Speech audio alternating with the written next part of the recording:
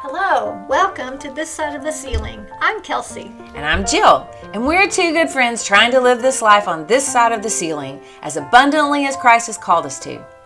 We are by no means experts, but we love to study His Word and share everything that He has revealed and taught us. So come along with us as we open up the scriptures and dive into His wonderful Word. Welcome. We are back for another story to learn about Peter. Kelsey and I are enjoying so much really looking into the life of Peter, and it's so nice to just have so much of his life to look at. Yes, and then his writings. Yeah. Toward the end of his life, I guess. Yeah, so we see him at the very beginning, and we see him grow, and then we see him with wisdom to share, feeding his sheep. Right. So today we're not really going in a super order with this, but not chronological. No. But when you think about Peter, you think about him walking on water. I mean, what would that be like to walk on water? You know, that's what gets played in and around in movies and stuff like that. And, Peter gets credit for, getting out of the boat. Everybody else was afraid. So we want to look at that story today and maybe say some things or talk about some things that we can learn from that story. So I want to read that story in Matthew, but I'm going to start in Mark first because we get a little background buildup of that day. And one of the nice things about the apostles is they lived with Jesus, and that's this Chosen right now that people have been watching. That's one of the great things about the Chosen is you watch them just hanging out and doing life together, which is what they did. And one of the first podcasts when we talked about Peter being called, we said Jesus, it says it in Mark, earlier in Mark, that Jesus went up on a mountain and called those disciples that in order that they might be with him, and that they might go out and preach, and that they might have authority over demons. But the first thing was he just wanted them to be with him, right. To learn from him. Yeah.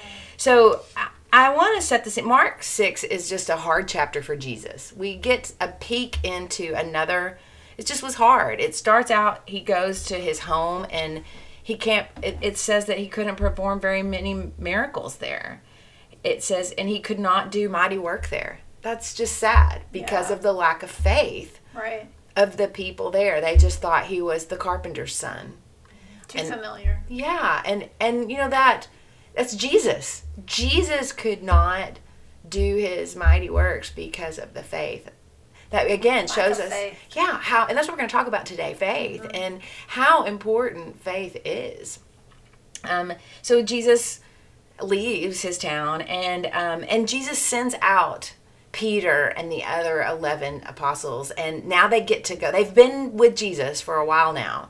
They've been learning about him. They've been sitting at his feet, and he says, okay, it's time for you to go out and try to do this without me. So he pairs them up and sends them off, and they go off. And the next thing we read in the scripture is that John the Baptist dies. And, it's a little story about John the Baptist dying. And, John the Baptist was Jesus' cousin. And so Jesus loved him. Jesus even says earlier that there's nobody that was better than, of people born of women, nobody was better than John the Baptist. And so that has just happened. So I'm in Mark 6, and John the Baptist has just died. The apostles have just come back. And so in Mark 6:30, it says, the apostles returned to Jesus and told him all that they had done and taught. And Jesus said to them, come away by yourselves to a desolate place and rest a while. Because they had so much coming and going. And Jesus is just saying, I want you to come away with me.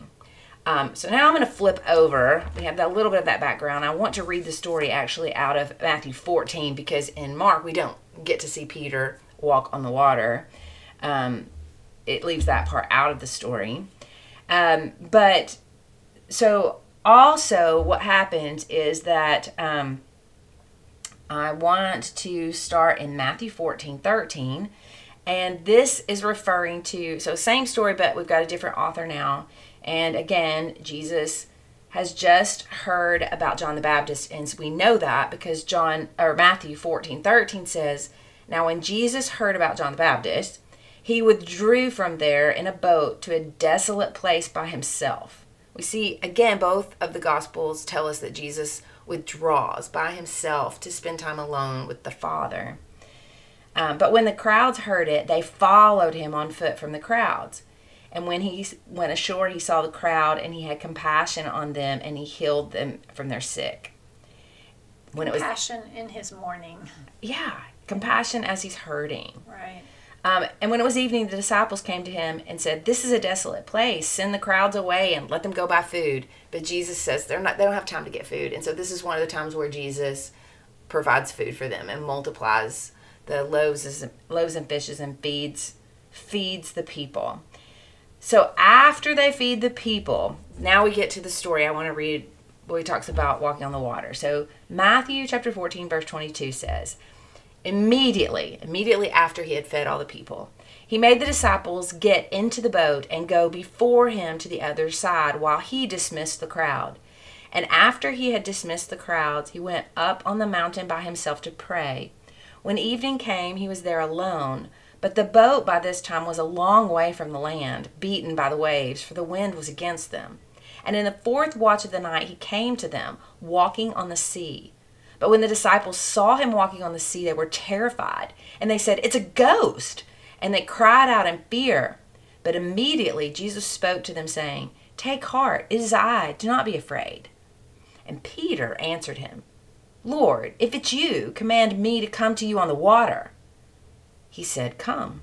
So Peter got out of the boat, walked on the water, and came to Jesus. But when he saw the wind, he was afraid, and beginning to sink, he cried out, "Lord, save me." Jesus immediately reached out his hand and took hold of him, saying to him, "Oh, you of little faith, why did you doubt?" And when they got into the boat, the wind ceased, and those in the boat worshipped him, saying, "Truly, you are the Son of God." Okay, so that's our story. But I think there are some things that we can learn from this, which is somewhat of a familiar story. I wanted to take the time to do some of that background because I think that this is one of the times in Scripture where we see how important it was for Jesus to make time alone with God. He had all of the people, and he had compassion for them, and he was healing them, and he was feeding them, and they were following him. But he longed to have time alone with the Father. Yes. And I think that is something that we need to prioritize in our lives. Mm-hmm.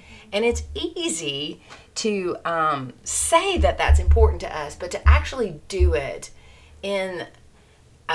I just think that we can get so busy. In fact, that is almost a positive thing to try to, how busy we are. I remember though, I remember hearing a story about that they told on Breakaway one night about one of the leaders there trying to figure out ways to help himself have that quiet time in the morning. And so he said he would put a sleeping bag in front of his closet in his dorm room where he would have to go in and get his clothes each morning. And he said, when I laid that sleeping bag out before I went to bed that night, I knew the next morning I was either going to have to step over that sleeping bag and get dressed or get down on my knees. And that, just the presence of that bag being there kept him from stepping over it and reminded him to take to his knees. Mm-hmm. I don't know. How do you do a good job of this, Kelsey? But how have you learned to prioritize time alone in the Word with God? I don't know that I do a great job of it. I enjoy it for one thing, but I have noticed that since I'm at the house by myself a lot these days, and all my kids are grown and gone, but one thing that I have done since they've been gone especially is I pray out loud, and it makes it so much more personal that I miss it if I don't do it. So I feel like I've missed my conversation for the day. God doesn't necessarily verbally talk back, but as I'm talking out loud, it feels like a conversation that I'm missing if I don't have it. Yeah. I've done lots of things throughout the years to try to help me prioritize that and to look forward to it. It's easier now. Now I need it, and I long for that. But when of days with young children and babies, when you didn't have as much time, I remember sometimes buying some special soda, coffee, or for me sometimes it would be some kind of fruit juice or something that was not that something that you had every day. But I thought, when I can have this cup of coffee or this creamer, or I can have this special drink when I sit down to have my quiet time. I also can, a special journal or a special pen or pencils or something like that. That is something that helps you to look forward to that, and it makes that time special. Also, I think you and I have been accountable a little bit to each other in some ways. Just studying the same thing. Yeah, and so we wanting say to have conversations about it later. Yeah, so we are studying on our own and having that time, but then we're both doing the same study or studying the same thing, and so it has some accountability that has helped us. Yeah. So, and I remember thinking too, you realize now that even a little bit every day adds up a lot. Yes. After, of course, 30 years, you realize even little bits every day how much it adds up to. But I remember thinking at the time, I'm not the mother I want my kids to have. Mm-hmm. And so I felt like God was teaching me so much. I mean, even as much then, or even more than, I felt that way, just because I felt like I was having to go teach kids. Right. And so right. I needed to be filled before I could start teaching them. Yes, yes. One of my mentors said that he did not have a godly father and mother, and he missed that. And so he said in his time in the Word was that the Psalms was his father and the Proverbs was his mother. Maybe it was the other way around. But that he would think in the morning it was literally, he had to be in that. He said it was like putting braces on his feet so that he could walk. He needed that. Mm-hmm. But that now he's in his 70s, almost 80s probably, and that now it is the best part of his day, what he looks forward to, I think the times when my kids would go down for a nap, that was some of my most consistent quiet time during that time. Mm-hmm. And I think that is something too. I for some reason had in my head that it had to be the first thing in the morning. Mm-hmm. And I am not really a morning person. So, I thought, well, I'm not great at that. But you could also do it before I go to bed. I was more consistent doing it before I went to bed, or now I do it in the morning. So, but I think you have to figure out what works for you, and it doesn't have to be something that... It doesn't have to be the same forever. Like it quits working. Right. That schedule quits working at some right. point, so you redo your schedule. But right. it's part of your schedule. Yeah, or like you said, little pieces in the day of the drive, or little times throughout the day. But we see Jesus longing for that, and so I think that's something we can learn from him. The second thing I think that is interesting from here is that when Jesus is walking out on the water to the disciples, they don't recognize him. Mm-hmm. They think he's a ghost, and I think sometimes we fail to recognize the Lord when he comes alongside us in our own personal storms. Jesus sees their immaturity. They think he's a ghost. They're screaming, and the first thing he says is, "Take courage, don't be afraid." And I think so many times God is right there with us in our storm, and we are Googling our symptoms and, right. Calling our friends before we're turning and crying out to the Lord. So I think we... don't recognize him. Just like they didn't recognize him, he was there in the storm with them.